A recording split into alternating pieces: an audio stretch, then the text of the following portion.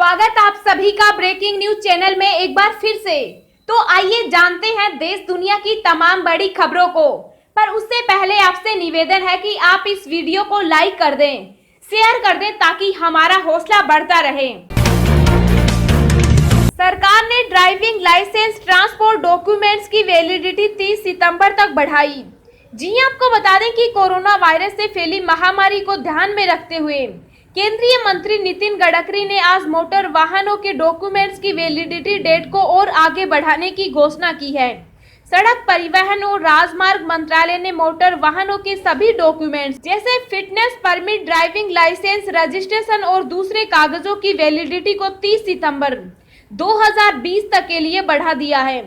सड़क परिवहन और राजमार्ग मंत्रालय ने इसे लेकर सभी राज्यों और केंद्र शासित प्रदेशों को एक एडवाइजरी जारी की है।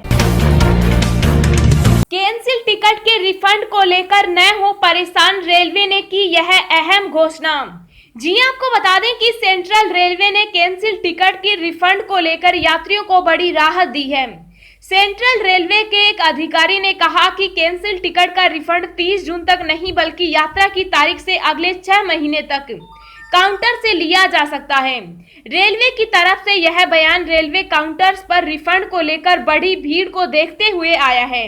दरअसल इससे पहले सेंट्रल रेलवे ने ट्वीट कर कहा था कि लॉकडाउन के दौरान रद्द की जाने वाली ट्रेनों के लिए टिकट का रिफंड 30 जून तक लिया जा सकता है।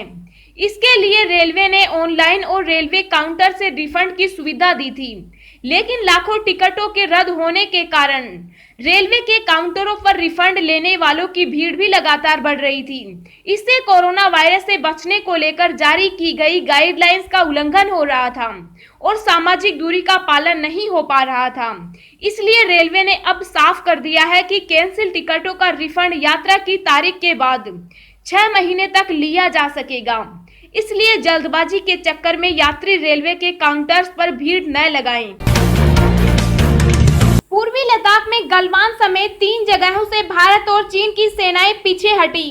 जी आपको बता दें कि पूर्वी लद्दाख में गलवान समेत 3 जगहों से भारत और चीन की सेनाएं पीछे हट गई हैं। चीन की पीपुल्स लिबरेशन आर्मी ने गलवान इलाका, पेट्रोलिंग पॉइंट 15 और हॉट स्प्रिंग इलाके से अपनी सेना वाहनों को 2.5 किलोमीटर पीछे लेकर चले गए हैं। भारत ने भी अपने कुछ सैनिकों की वापसी की है। हालिया सीमा विवाद को सुलझाने के लिए भारत और चीन के बीच कई राउंड की कूटनीति और सैन्य स्तर की बातचीत हो चुकी है, जिसके बाद दोनों देश तनाव कम करने और शांतिपूर्ण तरीके से विवाद के समाधान के लिए सहमत हुए। इसके साथ ही दोनों देशों ने आगे बातचीत जारी रखने को भी कहा। दोनों सेनाओं के बीच उस समय गतिरोध शुरू हुआ जब भारत द्वारा गलवान घाटी में पेंगोंग झील के आसपास फिंगर इलाके में महत्वपूर्ण सड़क का निर्माण शुरू किया गया और चीन ने इसका विरोध किया। केंद्र सरकार ने अपने कर्मचारियों के लिए जारी किए दिशा निर्देश, अब करना होगा इन नियमों का पालन। जी आपको बता दें कि कोरोना वायरस का खतरा अभी भी देश पर मंडरा रहा है। इसी के चलते केंद्र सरकार ने अपने कर्मचारियों के कार्यालय आने के बारे में नए दिशा निर्देश जारी किए हैं। सरकारी कार्यालयों में कोरोना पॉजिटिव मामले लगातार बढ़ने के बाद ये कदम उठाया गया है। सरकार के नए दिशा निर्देश में अब केवल उन कर्मचारियों को कार्यालय आने को कहा जाएगा जिन्हें कोई लक्षण नहीं है। आइए आपको बताते हैं नए नियमों के बारे में। अगर सर्दी, खांसी या बुखार है तो घर पर ही रहने को कहा गया है। कंटेनमेंट जोन में रह रहे सरकारी अधिकारी और कर्मचारी घर से ही काम करेंगे। जब तक कंटेनमेंट जोन नहीं हट जाता तब तक घर पर ही रहेंगे। एक दिन में 20 से अधिक अधिकारी कर्मचारी काम नहीं करेंगे। इसके लिए रोस्टर बनाया जाएगा, बाकी घर से काम करते रहेंगे। अगर एक केबिन में 2 अधिकारी हैं तो वे एक दिन छोड़कर आएंगे। पूरे समय मास्क लगाना होगा। जो नहीं लगाएंगे उनके खिलाफ अनुशासनात्मक कार्रवाई होगी। सोशल डिस्टेंसिंग बनाकर रखें। अधिकारी अपने कंप्यूटर आदि की खुद ही सफाई करेंगे। जहां तक संभव हो आमने सामने की बैठक से बचा जाए। शाह का वार, 10 साल के काम का हिसाब दे ममता, बम धमाके मत जोड़ देना। जी आपको बता दें कि केंद्रीय गृह मंत्री अमित शाह ने मंगलवार को पश्चिम बंगाल के भारतीय जनता पार्टी के कार्यकर्ताओं को वर्चुअल रैली के जरिए संबोधित किया। इस रैली में अमित शाह बंगाल की मुख्यमंत्री ममता बनर्जी पर हमलावर रहे। और केंद्र की योजनाओं का बंगाल के लोगों को लाभ न देने का आरोप लगाया। इस दौरान अमित शाह ने कहा कि ममता बनर्जी को अपने कामकाज का हिसाब देना चाहिए, लेकिन उसमें बम धमाकों की संख्या ना जोड़ें। वर्चुअल रैली के दौरान अमित शाह ने कहा, आप कल एक प्रेस कॉन्फ्रेंस करके आपके 10 साल का हिसाब दीजिए और ध्यान से दीजिए, कहीं बम धमाकों की संख्या मत बता दीजिए और भाजपा के मारे गए कार्यकर्ताओं की संख्या मत बता दीजिए, सिर्फ काम का हिसाब दीजिए। इस दौरान अमित शाह ने केंद्र सरकार की योजनाओं को गिनाया और बंगाल सरकार पर आरोप लगाया कि आज बंगाल के लोगों को इनका लाभ नहीं मिल रहा है। गृह मंत्री ने कहा कि आयुष्मान भारत योजना को या फिर किसानों के खाते में सीधे पैसे जाने की योजना हो, ममता सरकार ने मंजूरी नहीं दी है और इसलिए बंगाल के करोड़ों लोगों को इसका लाभ नहीं मिल रहा। सीएम केजरीवाल के फैसले से राजधानी नाराज, कहा दिल्ली किसी की निजी संपत्ति नहीं। जी आपको बता दें कि सब इंसान बराबर हैं, चाहे वो किसी धर्म या जाति के हो। हमें ऐसा भारत बनाना है जहां सभी धर्म और जाति के लोगों में भाईचारा और मोहब्बत हो, न कि नफरत और बैर हो। यह आदर्श विचार दिल्ली के मुख्यमंत्री अरविंद केजरीवाल के ट्विटर अकाउंट पर दर्ज है, लेकिन इससे एकदम उलट उनका यह फैसला है कि दिल्ली के प्राइवेट सरकारी अस्पतालों में सिर्फ दिल्ली वालों का इलाज होगा। इस निर्णय के बाद राजस्थान सहित दिल्ली के पड़ोसी राज्यों के लोगों में दिल्ली सरकार के प्रति खासी नाराजगी है। लोगों का कहना है कि एक तो दिल्ली किसी की निजी संपत्ति नहीं है और दूसरा यह कि हजारों लोग रहते भले ही यूपी राजस्थान में हो, लेकिन दिल्ली में अपनी सेवाएं दे रहे हैं। खासकर इन राज्यों के मजदूरों का तो दिल्ली के निर्माण में बहुत बड़ा योगदान है, इसलिए ऐसा निर्णय तुरंत वापस लिया जाना चाहिए। उल्लेखनीय है कि दिल्ली की केजरीवाल सरकार ने बड़ा फैसला लेते हुए कहा था कि अब दिल्ली में दिल्ली सरकार और प्राइवेट अस्पतालों में केवल दिल्ली के निवासियों का इलाज होगा, जबकि दिल्ली में स्थित केंद्र सरकार के अस्पतालों में सभी का इलाज होगा। दोस्तों, अगली खबर जानने से पहले आपसे एक रिक्वेस्ट है कि इस वीडियो को बनाने में मुझे बहुत ज्यादा मेहनत लगती है, तो इस मेहनत के लिए वीडियो को एक छोटा सा लाइक जरूर करें। इन 13 राज्यों में one nation one ration card योजना लागू करने को लेकर हुआ बड़ा ऐलान। जी आपको बता दें कि एक राष्ट्र एक राशन कार्ड स्कीम को लेकर केंद्र सरकार ने एक बार फिर से बड़ा ऐलान किया है। केंद्रीय उपभोक्ता खाद्य एवं सार्वजनिक वितरण मंत्री रामविलास पासवान ने one nation one ration card योजना को मोदी सरकार की दूसरी पारी की महत्वपूर्ण उपलब्धि करार दिया है। पासवान ने कहा है कि 1 अगस्त 2020 तक देश के 3 और राज्य उत्तराखंड, नागालैंड और मणिपुर इस योजना से जुड़ जाएंगे। बीते 1 जून को भी ओडिशा, सिक्किम और मिजोरम को इस योजना से जोड़ा गया। पासवान ने कहा है कि 31 मार्च 2021 तक देश के बाकी बचे 13 राज्यों को भी इस योजना से जोड़ दिया जाएगा।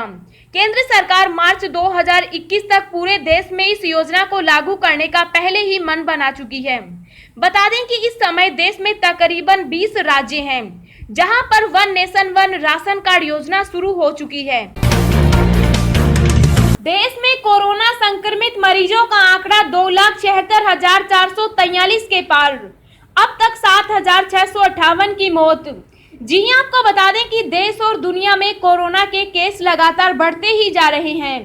ताजा आंकड़ों के मुताबिक देश में अब तक 2,76,443 संक्रमण के मामले सामने आ चुके हैं और एक्टिव केस 1,37,695 हैं, जिसमें से अभी तक 7,658 लोग अपनी जान गंवा चुके।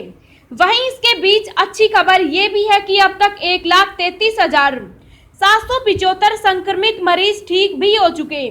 दुनिया भर में कोरोना वायरस की वजह से कुल 4,08,616 लोगों की जान जा चुकी है, जबकि वायरस से संक्रमित लोगों की संख्या 71,46,700 हो गई है। और खुशी की बात यह है कि अब तक 33,27,338 लोग ठीक हो चुके हैं। राजनाथ का शायराना अंदाज में राहुल को जवाब, हाथ में दर्द हो तो दवा कीजिए, हाथ ही जब दर्द हो तो क्या कीजिए। जी आपको बता दें कि रक्षा मंत्री राजनाथ सिंह ने चीन से लद्दाख सीमा पर चल रहे तनाव के बीच अहम बयान दिया है। उन्होंने कहा कि देश के मान सम्मान और स्वाभिमान पर किसी तरह की चोट को मोदी सरकार बर्दाश्त नहीं करेगी। भाजपा के राष्ट्रीय मुख्यालय से महाराष्ट्र की वर्चुअल रैली को संबोधित करते हुए राजनाथ सिंह ने चीन के मसले पर बयानों को लेकर विपक्ष को कटघरे में खड़ा किया है। राजनाथ सिंह ने कहा, भारत और चीन लगातार सैन्य और राजनीतिक रूप से संपर्क में लगे हुए हैं। अब तक का परिणाम सकारात्मक रहा, लेकिन मैं सभी को आश्वस्त करना चाहता हूं कि मोदी सरकार में भारत की अखंडता और गरिमा पर कोई समझौता नहीं होगा। उन्होंने कहा कि हम किसी के मान सम्मान पर न चोट पहुंचाते हैं और न अपने मान सम्मान और स्वाभिमान पर चोट बर्दाश्त कर सकते हैं। ये हमारा चरित्र रहा है। इसलिए विपक्ष को कहता हूं कि भारत चीन मामले पर हमें ज्यादा समझाने की कोशिश मत कीजिए। राहुल गांधी के शेर का जवाब शेर से। रक्षा मंत्री राजनाथ सिंह ने राहुल गांधी के शेर का जवाब शेर से देते हुए कहा, हाथ में दर्द हो तो दवा कीजिए, हाथ ही जब दर्द हो तो क्या कीजिए। राजनाथ सिंह ने कहा कि कांग्रेस के कई नेता सवाल पूछ रहे हैं कि भारत चीन सीमा पर क्या हो रहा है। मैं देश की जनता को आश्वस्त करना चाहूंगा कि संसद में इस बारे में विस्तार से जानकारी दूंगा। सीमा को लेकर सैन्य और कूटनीतिक स्तर पर चीन के साथ भारत की बातचीत जारी है। 6 जून को सैन्य स्तर पर वार्ता हुई है। गहलोत सरकार का मेगा प्लान 43 लाख लोगों को 2 महीने का फ्री राशन, जाने कब से होगा वितरण। जी आपको बता दें कि लॉकडाउन के दौरान बेरोजगार हुए लोगों को राजस्थान सरकार बड़ी राहत देने जा रही है।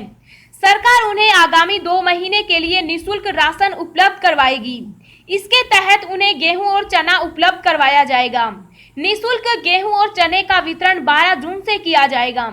इसका खाद्य सुरक्षा योजनाओं से वंचित प्रदेश के 43 लाख लोगों को लाभ मिलेगा। इसकी तैयारियां पूरी कर ली गई है। खाद्य एवं नागरिक आपूर्ति मंत्री रमेश चंद मीणा ने बताया कि लॉकडाउन के दौरान काम धंधे ठप होने से लाखों लोग अस्थायी रूप से बेरोजगार हो गए थे। ऐसे में प्रभावित लोगों की मदद के लिए राज्य सरकार ने कामगार परिवारों की 37 श्रेणियां निर्धारित कर उनका सर्वे कराया गया था। इनके सर्वे का कार्य पूरा हो गया है।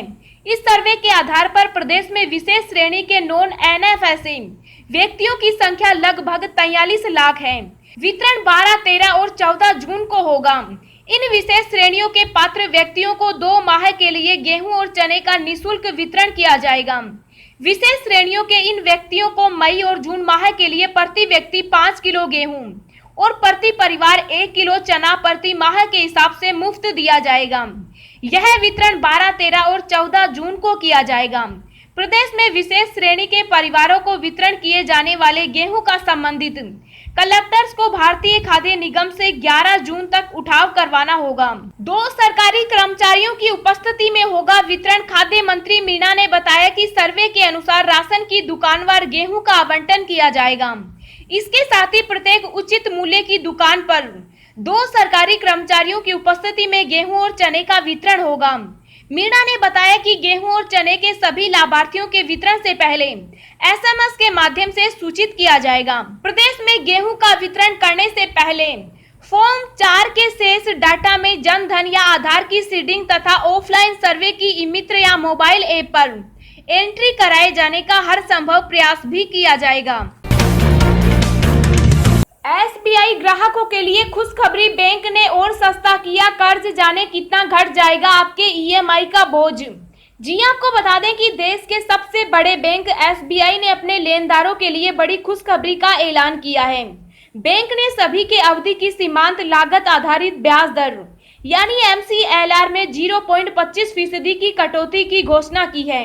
इसके साथ ही बैंक का 1 साल का MCLR 7.25% से घटकर 7% रह गया है। ब्याज दरों में की गई यह कमी 10 जून 2020 से प्रभावी होगी। बैंक ने MCLR में लगातार 13वीं बार कटौती की है। बैंक ने बेस रेट में भी 0.75% की कटौती का ऐलान किया है। इसके साथ ही बैंक का बेस रेट 8.15% से घटकर 7.40% पर रह गया है। यह कटौती भी 10 जून 2020 से लागू होगी। इसके अलावा बैंक ने EBR पर भी ब्याज दर में 0.40% की कटौती का ऐलान किया है। बैंक ने RLLR में भी 0.40% कमी करने का ऐलान किया है। इस तरह बैंक ने रिजर्व बैंक द्वारा हाल में रेपो रेट में की गई 0.40% की कटौती का पूरा लाभ अपने ग्राहकों को देने की घोषणा की है। इस कटौती के बाद बैंक का EBR 7.05% से घटकर 6.65% रह गया है।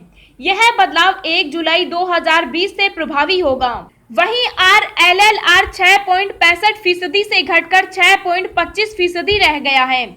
इतना कम हो जाएगा EMI का बोझ। बैंक द्वारा ब्याज दरों में की गई इस कटौती के साथ लोगों के EMI बोझ में उल्लेखनीय कमी आएगी। बैंक ने कहा है कि 30 साल की अवधि के 25 लाख रुपए के MCLR आधारित होम लोन पर EMI में 421 रुपए की कमी आएगी। वहीं EBR RLLR आधारित इसी अवधि की समान राशि के होम लोन पर EMI में 660 रुपए की कमी आएगी। अब हम आपको अगले 24 घंटों के संभावित मौसम पूर्वानुमान के बारे में बता रहे हैं। अगले 24 घंटों के दौरान तटीय आंध्र प्रदेश, दक्षिण तटीय ओडिशा, तेलंगाना, कर्नाटक, कोंकण व गोवा, गुजरात के पूर्वी हिस्सों, मणिपुर, मिजोरम और त्रिपुरा में कई जगहों पर हल्की से मध्यम बारिश हो सकती है। एक दो जगह भारी वर्षा का भी अनुमान है। आंतरिक कर्नाटक, रायलसीमा, मध्य महाराष्ट्र, दक्षिणी मध्य प्रदेश और दक्षिण छत्तीसगढ़ में हल्की से मध्यम बारिश शुरू हो सकती है। पश्चिमी हिमालय क्षेत्रों, पंजाब, पूर्वी बिहार, पश्चिम बंगाल और शेष पूर्वोत्तर भारत के कुछ हिस्सों में हल्की बारिश होने की संभावना है। हरियाणा, पंजाब, दिल्ली समेत उत्तर पश्चिम भारत में मौसम शुष्क और गर्म बना रहेगा।